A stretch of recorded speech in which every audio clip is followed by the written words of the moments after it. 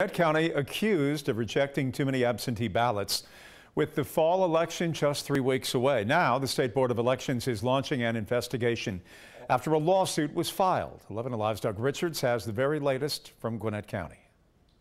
There are now two separate controversies over who can vote and whether some of the ballots already cast will actually be counted.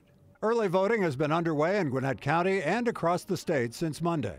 Those wanting to vote before Election Day can join their neighbors in line at an early voting site, or they can mail in an absentee ballot.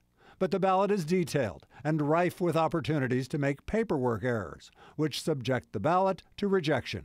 According to a lawsuit, Gwinnett County had rejected 9.6% of the absentee ballots it had received as of last week. By contrast, Fulton County says it has rejected 1.3% of its absentee ballots.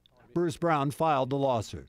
Gwinnett's a big county, and unfortunately, it has by far and away the highest percentage of rejections of absentee ballots this year, but not only this year, but also in the primaries and also in 2016. Brown says voters may never find out that their absentee ballots were rejected. Secretary of State Brian Kemp is among the defendants. His office says counties solely decide which ballots to accept or reject.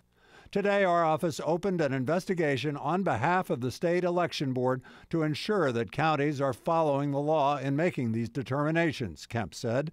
We will not be bullied by out-of-state organizations or political operatives who want to generate headlines and advance a baseless narrative. Brown wants a federal judge to order Gwinnett County to lighten up on its criteria for rejecting absentee ballots. And he wants the judge to do it quickly. The ballots get counted in 3 short weeks. In Lawrenceville, Doug Richards, 11 Alive News.